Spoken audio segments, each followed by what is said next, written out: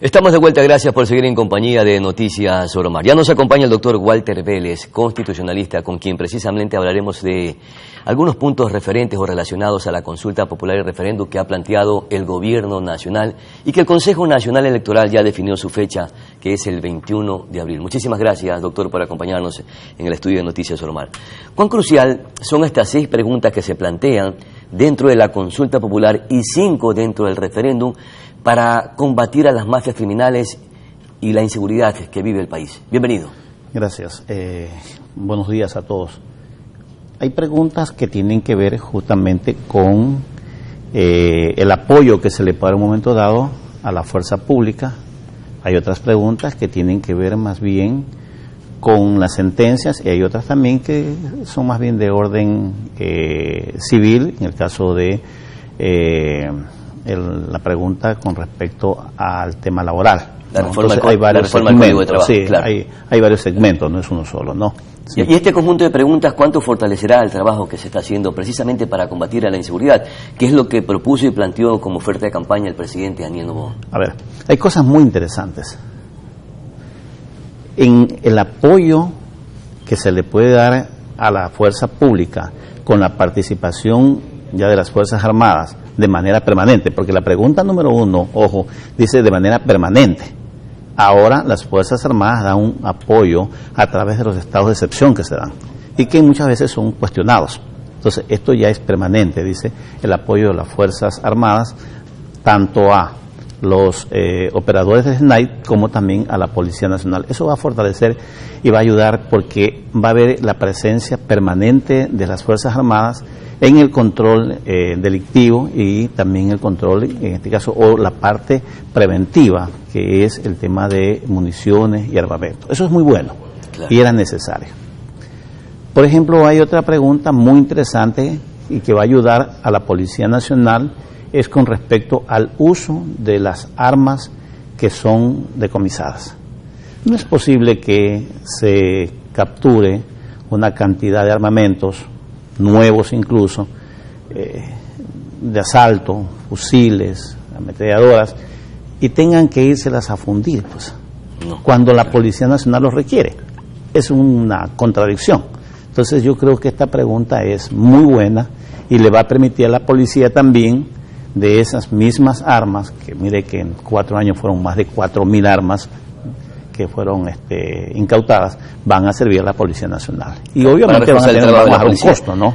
Doctor, pero hay ciertas preguntas que están establecidas dentro de la consulta popular que ya se están revisando para hacer cambios a normas o cuerpos legales, como en este caso el COIT.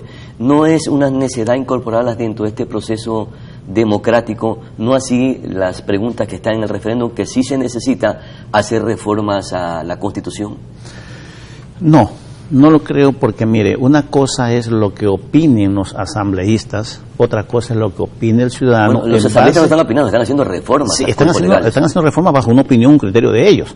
La ciudadanía no va a estar de acuerdo, por ejemplo, como en la pregunta, en la reforma COI que están haciendo ahora, que querían meterla tras bastidores, como que pueda la información previa, o sea, la investigación, el proceso investigativo de la Fiscalía, se lo ponga en conocimiento de los asambleístas, pues. Eso no va a aprobar ningún ciudadano, pues, porque estamos yéndonos contra natura, porque se trata de una investigación en la que, por principio, se dice que toda persona es inocente hasta que no se pruebe su responsabilidad con una sentencia debidamente ejecutoriada. Estamos hablando nosotros de que esa investigación previa se trabaja también con organismos internacionales, con policías de otros países. ¿Cómo nosotros vamos a decir, vamos a suponer en el caso que hace poco se descubrió, el caso de los albaneses, le vamos a decir a la policía española, oye, vamos a revelar la información a los asambleístas en el Ecuador? Pues eso tiene sentido, pero lo quisieron pasar ahora. Y hay antecedentes que se ha filtrado información y miren lo que ha pasado. Así es. Personas que estaban vinculadas dentro de estos procesos, en el caso Metástasis, por ejemplo, se dieron a la fuga. Así es. ¿Por qué? Porque justamente dentro de la misma estructura de la Fiscalía, de la Unidad Judicial, la Policía, está contaminada. Y naturalmente que esa información de filtrarse le da la posibilidad a los que delinquen, pues, a tomar sus precauciones. Entonces, pero ya que quede instituido como que tiene que la Fiscalía transferir esa información de investigación, es una cosa traer los cabellos. Pero eso lo hace la Asamblea Nacional, o quiere hacer la Asamblea Nacional, y eso no lo va a aprobar el ciudadano, por ejemplo. Ya, doctor Vélez, ahora otra de las preguntas que se plantea es que las Fuerzas Armadas tengan mayores facultades para que trabaje en conjunto con la Policía Nacional en el combate a las mafias criminales hoy consideradas terroristas. Pero ya están trabajando, ya están operando con la Policía Nacional y están coordinando acciones importantes, no solamente en el territorio nacional, sino dentro y fuera de las cárceles. Claro, pero lo están haciendo porque se emite un decreto de excepción. Claro. Y usted no puede estar permanentemente emitiendo decretos de excepción. Con esta reforma que hay ahora, entonces las Fuerzas Armadas ya tiene competencia, porque observemos bien lo que dice la primera pregunta. Dice que dará el apoyo necesario, ¿sí?, a la policía y al cuerpo de el SNAIP, pero dice de manera permanente. La pregunta, claro, la parte clave ahí es decir, que ya permanente. Las Fuerzas Armadas no necesita que se decrete un estado de excepción para que intervenga, sino que inmediatamente cuando el país lo requiera, las Fuerzas Armadas operan en conjunto con la Policía Nacional. Así es. Es más, perfecto, ya se establece como norma. Tiene que reformarse la Constitución en esa parte. Y tampoco requiere, como ahora, del aval de la Corte Constitucional, porque si la Corte Constitucional dice que el decreto no es legal o no... como ya se lo rebotó en su momento al presidente Lasso en su momento dado. Entonces se quedan sin piso. Ahora no, el ciudadano le dice a las Fuerzas Armadas: usted está autorizado para que actúe de manera permanente.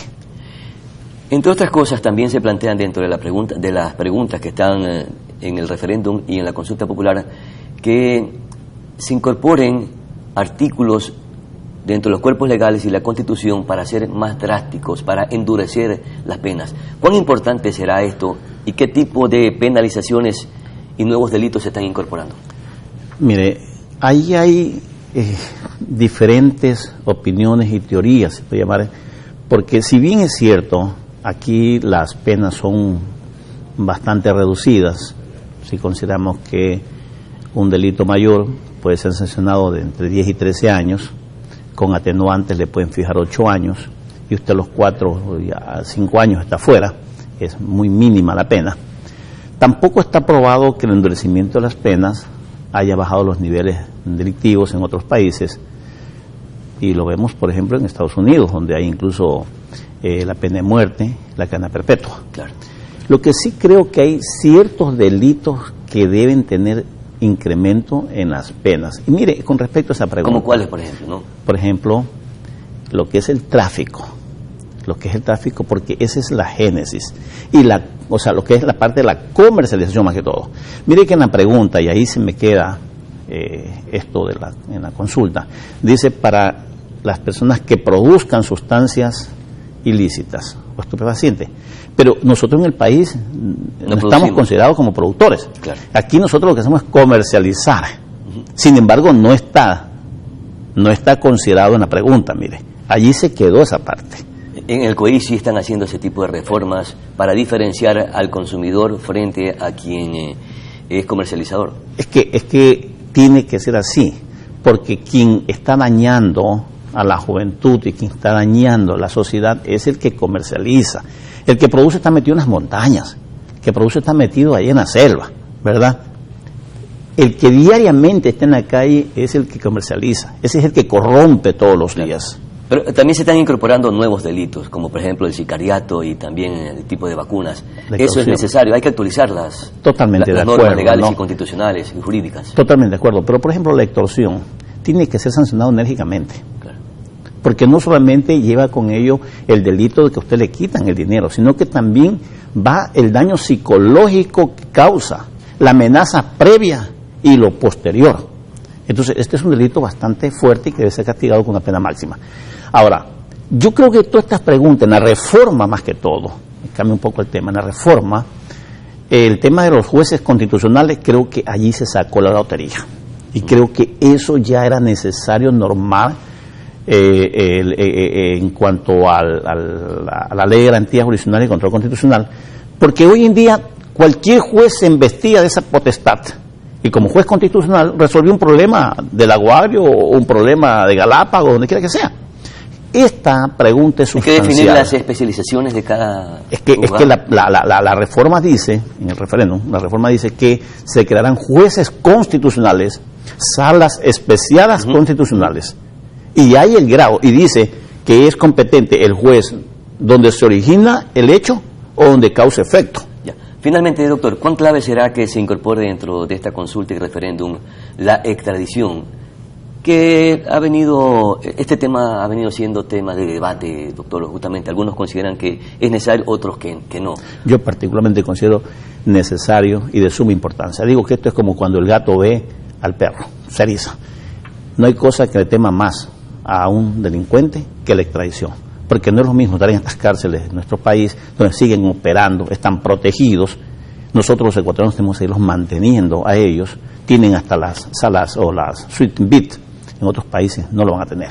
Y eso es un temor, y esa es una forma para que muchos que vienen a delinquir acá al Ecuador, extranjeros incluso, puedan de aquí sí, ser extraditados a otros países y que sean cargos allá, en todo caso, de poderlos controlar, de poderlos tener privados de la libertad y que no sigan operando. Perfecto, mi querido doctor Walter Vélez, muchas gracias, muy amable por conversar con Noticias Oromar. Recordamos que el Consejo Nacional Electoral ya definió la fecha para la consulta popular del referéndum, que es el 21 de abril. A partir del 7 de marzo al 18 de abril será el proceso de esta campaña, de este importante tema que nos convoca, nos compete a todos los ecuatorianos. Ya regresamos de inmediato.